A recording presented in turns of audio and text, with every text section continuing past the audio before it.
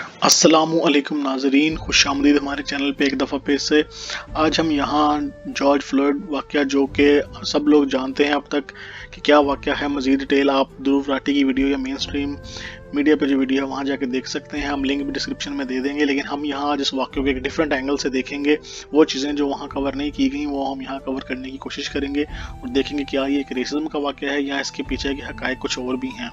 हम ये सब कुछ इस वीडियो में देखेंगे और कभी भी किसी वीडियो को या किसी वाक़े को देख के एक तरफा फैसला नहीं देना चाहिए, हमेशा उसके सारे पहलुओं पे गौर करना चाहिए। तो असल में मैं जल्दी से पहले ये बताऊँ कि ये वाक़या क्या था, जो लोग नहीं जानते उनके लिए।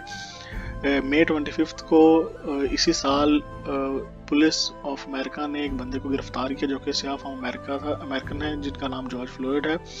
और वो उनको उनके साथ ऐसा बर्ताव किया, उनको हैरेस किया और उनका कत्ल कर दिया, यानी कि उनके साथ बहुत ही बुरा बिहेव किया, यानी कि सरेआम रोड के ऊपर।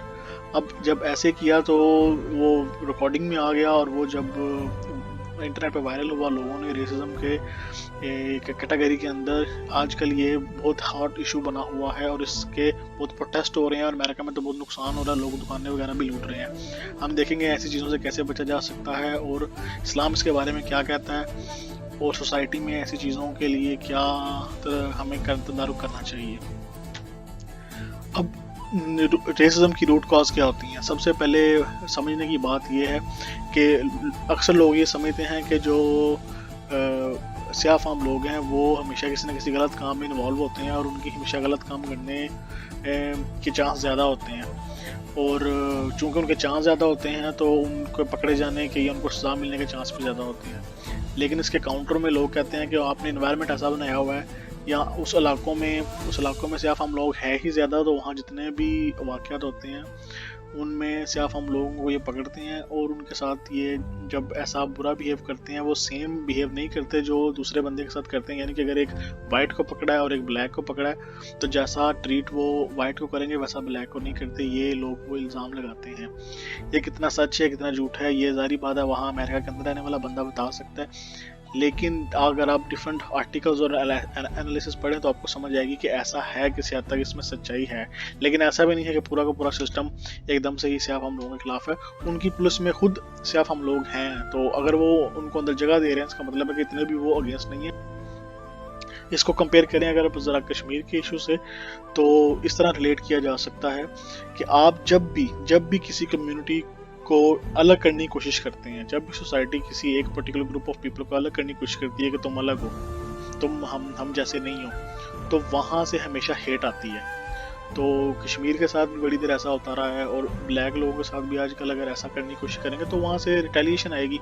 अगर आप उसको बाद में दहशतगर्दी किसी चीज़ का नाम देने की कोशिश करोगे तो वो गलत है।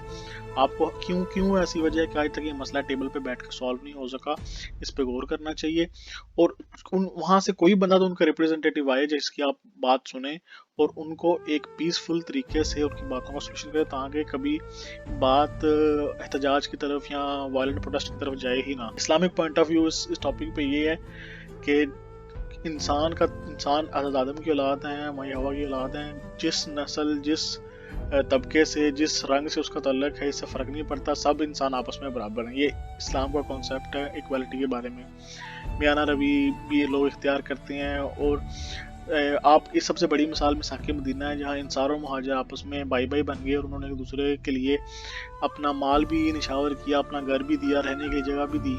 इस्लाम में सिर्फ फजीलत एक बंदा दूसरे से सुपीरियर है, यानी उसका म्यार सिर्फ और सिर्फ तकवा है। तकवा का मतलब ये है, अगर बताने समझाने की कोशिश करूँ कि आप अल्लाह से कितना डरते हो। अल्लाह ताला ने जिस कामों को ना करने का हुक्म दिया उनको आप नहीं करते और जिन कामों को करने का हुक्म दिया उसको करते हो, और सब्र तहम्मुल और सारी चीज़ें और अल्लाह ताला का डर, ये सारा तकवा और परहेज़गारी के अंदर आता है। सिर्फ गुनाह करने वाला और बेगुनाह कभी आपस में इक्वल नहीं हो सकते। अल्लाह ताला से डरने वाला और अल्लाह ताला की मुखालफत करने वाला मुनकर कभी आपस में इक्वल नहीं हो सकते। इस्लाम में इक्वालिटी है तकवा, और अगर दो लोग अच्छे हैं, डज नॉट मैटर कि वो किस फिरके किस मज़हब से बिलोंग करते हैं, वो सारे आपस में बराबर हैं। हमें क्या प्रिकॉशंस लेनी चाहिए ताकि आगे फ्यूचर में ऐसे वाक़यात ना हो। आमतौर पे ऐसे वाक़या पे एहतजाज होते हैं तो हमें करने चाहिए पीसफुल तरीके से। जैसे जर्मनी में बहुत ज़्यादा लोगों ने बर्लिन में एहतजाज किए, इतना ज़्यादा कि पूरी स्ट्रीट्स बढ़ गई, लेकिन انہوں نے کبھی دکانیں نہیں لوٹی جو کہ امریکہ میں ہو رہا ہے. تو اگر کوئی بندہ ایسے گروپ آف پیپل ایسے کرتا ہے کہ دکانیں لوٹتے ہیں, تو گورنمنٹ اگر ان کے خلاف پولیس کا استعمال کرتی ہے, طاقت کا استعمال کرتی ہے, تو وہ صحیح کرتی ہے. اسے کرنے کی اجازت آپ یہ نہیں کہہ سکتے کہ گورنمنٹ بروٹل طریقے سے معاملے کو ہینڈل کر رہی ہے. کچھ شر پسند عناصر, کوئی ایسے لوگ ہوتے ہیں جو معاملے کا فائدہ اٹھاتے ہیں.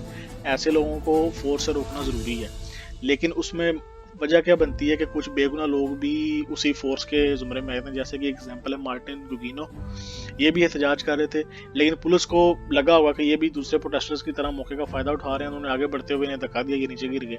اب جو لوگ ان کے فیور میں وہ کہتے ہیں جی پولیس نے جان بوجھ کے ایسا کیا اور بیچارے بندے کو گرا دیا. لیکن اس کے اگینسٹ جیسے کہ ڈونلڈ ٹرمپ کا بیان ہے کہ جی وہ بندہ بہت زیادہ, اس کو ہلکا سا دھکا دیا لیکن وہ زور سے گرا ہے. تو اب دونوں طرف سے باتیں آ سکتی ہیں, لیکن بات کرنے کا مقصد یہ ہے کہ اگر اس وقت پولیس طریقے سے ہینڈل کرتی تو یہ ایک اور ایشو بن گیا, تو یہ ایشو بنتا ہی نہ, اس کو طریقے سے ہینڈل کیا جا سکتا تھا.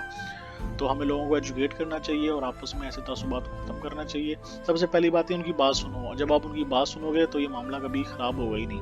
اب پولیس نے اگر جارج فلوئڈ کو پکڑا تھا, اس سے بجائے وہیں تشدد کرنے کے اس کو پولیس اسٹیشن لے کے جاتے, مکمل قانونی طریقے سے کارروائی ہوتی, کوئی مسئلہ نہیں تھا ہونا. لیکن اصل میں جو کنکلوژن اس ساری بات کا ہے وہ میں کرنا چاہوں گا کہ ہمیں جسٹس چاہیے. جسٹس یہ ہے کہ وہ ایسا کیوں ہوا, اس کے پیچھے وجوہات کیا تھیں. عام طور پہ آپ اس کو ریسزم کا واقعہ کہہ کے بند نہیں کر سکتے, اس کے پیچھے کوئی وجہ اور بھی ہو سکتی ہے. مثال کے طور پہ ہو سکتا ہے پولیس والے جارج فلوئڈ کی ایسی بات جانتا تھا جو پولیس والے باہر نہیں تھے جانا دینا چاہ رہے, اور انہوں نے اس کو مار دیا, یا وہ کسی پولیٹیکل ریزن یا کوئی سوشل ریزن ہے, کسی وجہ سے اس کو انہوں نے ریسزم کے ایکٹ کا نشانہ بنا دیا, لیکن اصل میں اس کے پیچھے کے حقائق کچھ اور تھے.